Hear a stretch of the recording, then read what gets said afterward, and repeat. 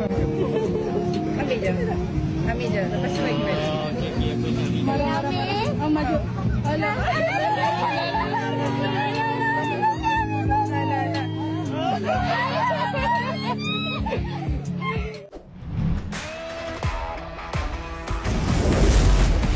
What's up, folks? Welcome back to TacticalTortoise. My name is Trevi, and today we're going to be talking about some exciting new spoilers for the 10th edition Tyranid Codex. In my video yesterday, I talked about the announcement of the release date and contents of the Tyranid Codex, and it looks like the spoiler period for the book is officially begun, because just today we got some news from Warhammer community about the new detachments being included in the book. Now, in yesterday's preview, they did announce that there would be 6 detachments, and it sounds like Invasion Fleet is remaining as one of them. But now we have confirmation of the other 4 that we didn't know alongside the Vanguard Onslaught detachment. So these are the return of Crusher Stampede, a monster-focused detachment, alongside Unending Swarm, one that focuses on the Endless Multitude units, so like Termagants, Hormagaunts, and Gargoyles. Assimilation Swarm, this one is a little bit more confusing about what it actually does. The art depicts warriors and hive tyrants, but they also discuss building the detachment around haruspexes, so what it might actually be is focused on the more consumptive units, things like Toxicrins, haruspexes, and Ripper Swarms. And last but certainly not least, the Synaptic Nexus, which focuses on the psychic creatures like Zoanthropes and Maleceptors. That last one has the potential to be very strong, given how powerful, at least in the index version of the army, those psychic units are right now. And if we continue to see additions to that roster, things like the Norn Emissary, it could get really, really, really good. However, we don't have previews for the mechanics of those final 3 detachments just yet, although it sounds like we're going to be getting those later on in the week. Instead, what we got are some previews of mechanics for the other 2 as yet unknown detachment types, those being Vanguard Onslaught, which focuses on the faster creatures, as well as Crusher Stampede. Starting with Vanguard Onslaught, since that's the one that we know the most about already, this detachment focuses on the forward deploy and faster units in the Tyranid Codex, things like Lictors, Genestealers, as well as flying models, and it grants some powerful abilities to the detachment with the Questing Tendrils rule. This gives every unit in the army the ability to fall back and charge. Already a pretty solid ability, but nothing to write home about. Vanguard Invader units, however, also gain the ability to advance and charge. Now, currently, nothing in the Codex has the Vanguard Invader keyword. So this speaks to the fact that we're probably going to see datasheet updates in this new batch of datasheets to flesh out the keywords that each of these units are equipped with, which makes them interact more favorably with detachment abilities. Unless, of course, there is a special rule within the detachment that grants the Vanguard Invader keyword to some stuff. I'm not sure, but if it is in there, it's not attached to this detachment rule as it's previewed now. Now, the article does specify that Vanguard Invader units are composed of not only the fast and stealthy units like Lictors, Genestealers, and Broodlords, but also most flying creatures. So we may even see it encompass things like winged Tyranid Primes and winged Hive Tyrants. And Hive Tyrant with the ability to advance and charge and already a relatively fast movement speed can be a legitimate threat. On top of that, we also get some additional previews for enhancements and stratagems. The enhancement being the return of Chameleonic. Now it grants the stealth penalty and cover for the model's entire unit. Interestingly, the stealth ability doesn't apply to the entirety of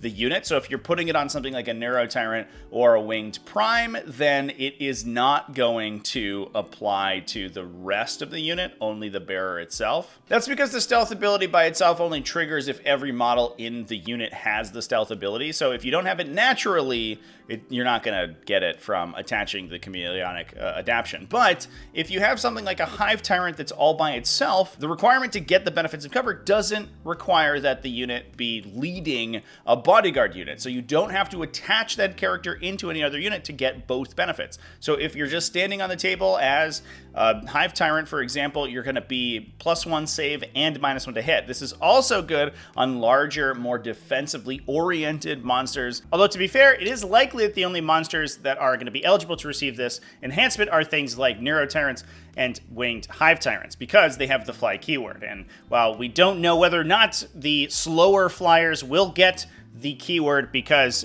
the article does specify that it's only most flying units, not all of them. It seems likely that the Winged Hive Tyrant would be wrapped in amongst that. Now, speaking of attaching characters into units, one thing that I just noticed while recording the video was the questing tendrils ability actually affects Vanguard Invader units, not specifically models of the Vanguard Invader keyword. This could mean that for characters that are flying or are naturally Vanguard Invaders, and the article does confirm that the Winged Tyranid Prime is a Vanguard Invader because it is able to equip the Chameleonic enhancement, which requires you to be a Vanguard Invader. This means that if the Tyranid Prime gains the keyword while it is attached to a unit, the unit will also gain that keyword. So you could potentially attach this guy into warrior units, and assuming that the keyword works this way and doesn't have any special criteria, you could also be granting that advance and charge ability, which could make melee bioweapon warrior units a little bit more effective with that ability to advance and charge. Now, the other preview that we have for this detachment is the Assassin Beast's Stratagem.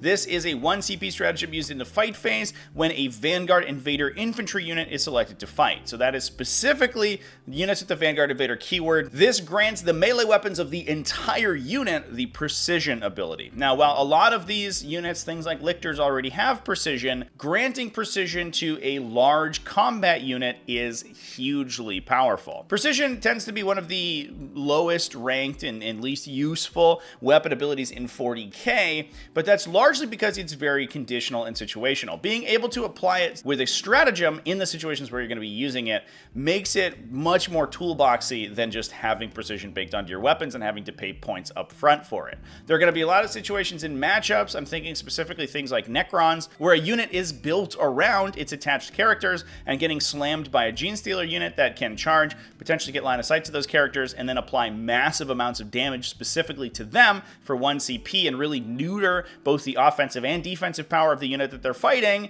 to allow them to win a protracted combat is actually going to be very useful. It definitely feels like this detachment is baked around Genestealers. They have their advance and charge back in the detachment. They, get these precision abilities, and there may be more interactions with them once we see these new data sheets come out and once we see the rest of the detachment, and I'm very excited for it. Now, unfortunately, that's all we have for Vanguard Onslaught, but we also have some spoilers for Crusher Stampede. Now, in the past, Crusher Stampede was a bit of a boogeyman for Tyranid armies. It was an army of renown in 9th edition that wildly buffed the survivability, offensive power, and objective control power of Tyranid monsters. It gave them huge defensive benefits. They counted their wounds count as their OC and got a ridiculous combination of stratagems and psychic powers. Now it looks like it's a little bit toned down. The detachment ability just gives you a modicum of the Adeptus Sororitas detachment ability, but for monsters only. So if those monsters are below their starting strength, meaning they've taken 1 or more wounds, they get +1 to hit.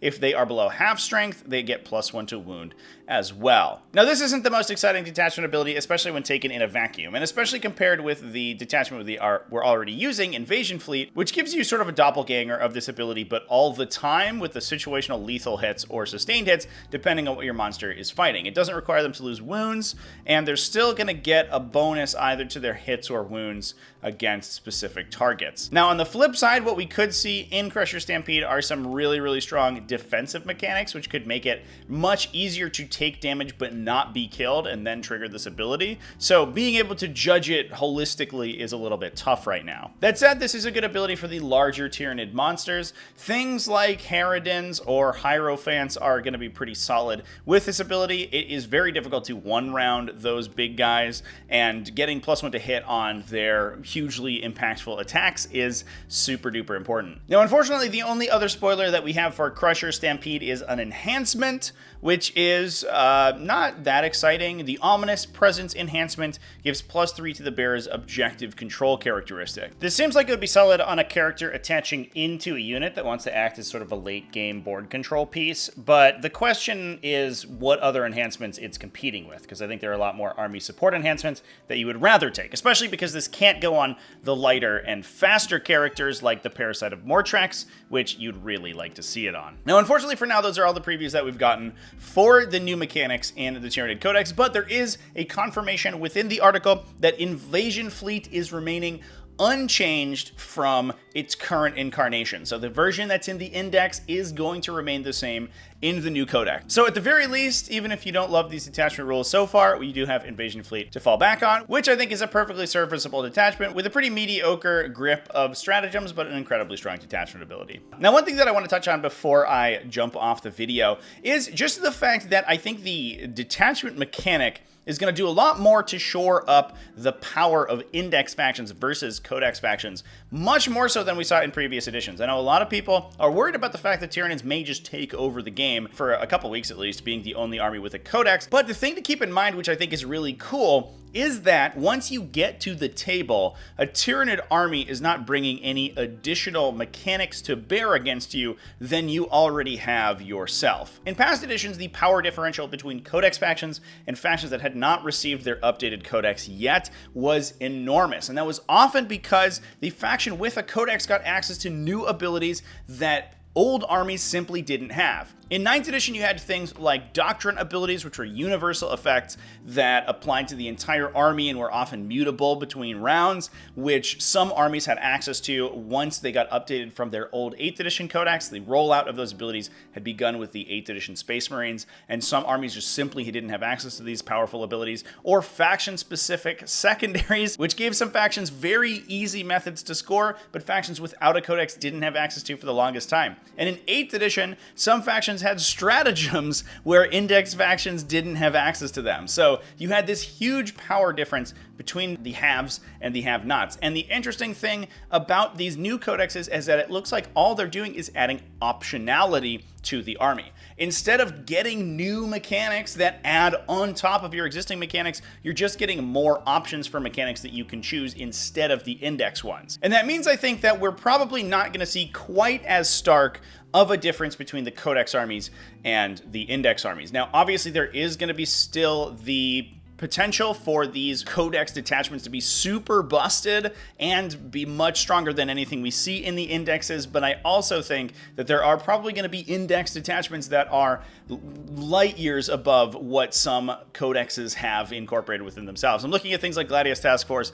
and Battle Host, which are probably some of the currently strongest attachments in the game. Beating those in a codex attachment, I think, is going to be a little bit tough, and so you're probably not going to see an overwhelming dominance of the new codex armies upon their release. At least that's what I'm crossing my fingers for. I'm hoping for a Tyranid codex. It's cool, adds a lot of variety to the army and a lot of more dynamic playstyles than it already has, but doesn't necessarily just break the game wide open. So fingers crossed for that. We'll see what we get. Let me know down in the comment section what you think about these new Tyranid mechanics. I am so stoked, especially for the Vanguard Onslaught. I think that detachment looks super duper cool. If it has some good armor cracking, I think it's definitely going to be super playable as well, and I couldn't be more excited. So stay tuned for more coverage of any Tyranid previews that we get between now and the release of the codex. Remember to keep it classy, folks, and have happy wargaming.